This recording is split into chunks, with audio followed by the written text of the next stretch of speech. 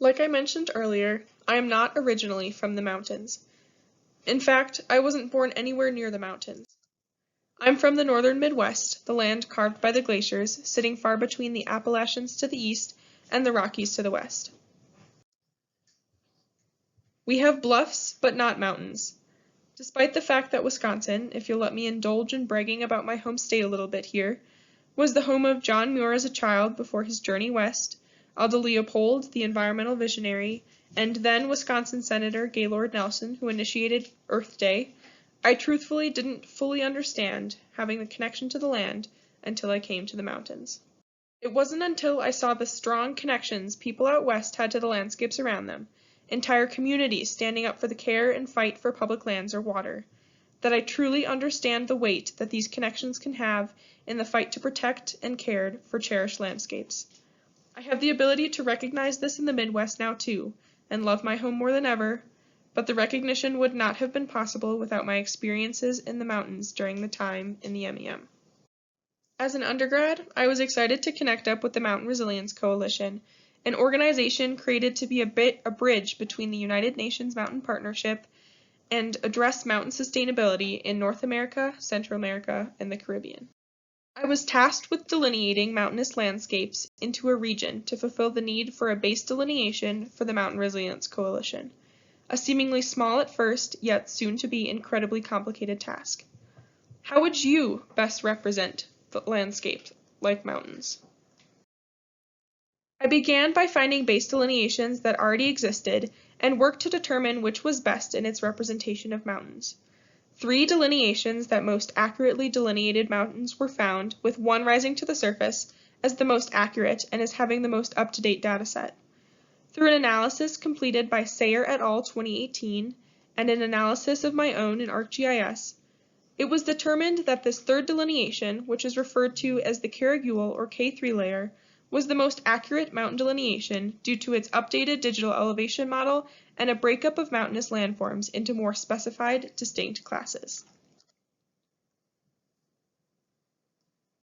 But there's a larger story to this. The mapping of landscapes or regions, or of anything really, impacts the decision-making that goes on based on what that mapping advises. This K3 mountain delineation most accurately defines the mountainous landscapes. But what about the mountainous region as a whole? One of the other delineations discovered, the K2 delineation created by Coroner et al. 2011, was a delineation that includes climate parameters to be used most specifically for botany or ecosystem-centered use.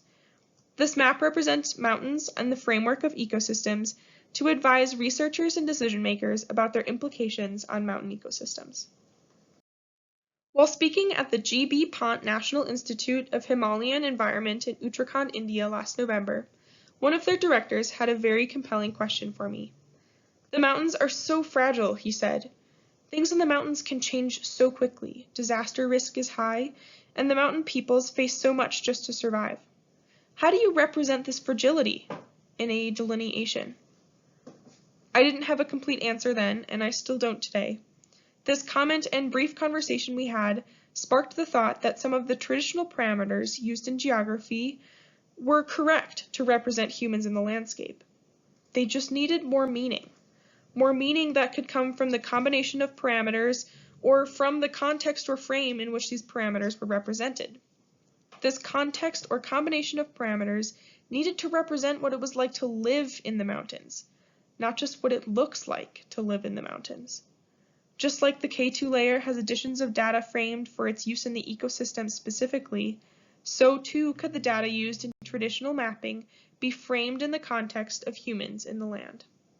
So how then do you represent these mountainous landscapes in the context of the people that live within them, the impact of the people that used to live within them, or their legacy moving forward into the future when the decision-making as a result of the delineation could impact the human life within or outside of that delineation for years to come?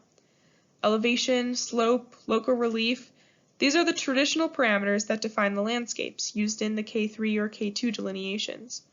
But what really delineates a region in which people live? The context, concepts, and variables that weren't included in any of these delineations were the non-geographical layers that could enhance the accuracy of regional delineations even further. These are the human-tied environmental, economic, and social or cultural factors that tell the story of a place, their interactions between humans and the environment. These are the parameters that were not included. This question led me down a path attempting to figure out the answer in 4 countries with the help of at least 8 different organizations and dozens of colleagues, classmates, community members, and mountain people I met along the way around the world. So I began to form a framework that could represent this in a social and cultural context with the assistance of Dr. Julia Klein and Dr. Kara Steger from Mountain Sentinels and Colorado State University. Delineation parameters to be put within the social and cultural context were guided by the United Nations Sustainable Development Goals, social and environmental extent suggestions to live between in a safe and just space for humanity by Raworth 2012, and aspects of mountain social ecological systems from catalyzing transformations to sustainability in the world's mountains by Klein et al. 2019. With these pieces of literature as guiding principles, I began to start a list of data that could be used to represent social and cultural context to be used as such with or to expand mapped mountainous delineations. Now, not to cut this research talk off short, but the introduction of COVID-19 did end up cutting my research a little short, impacting the final form of the results of this work. For now. I was greatly disappointed. However, the stories, perspectives, data, proposed frameworks, and a basic understanding of what an accurate, all-encompassing mountain delineation would look like is being passed on to help change the framework and perspectives of future students, researchers, and organizations working on mountain research here at Western and with the many people I've conversed with all over the globe.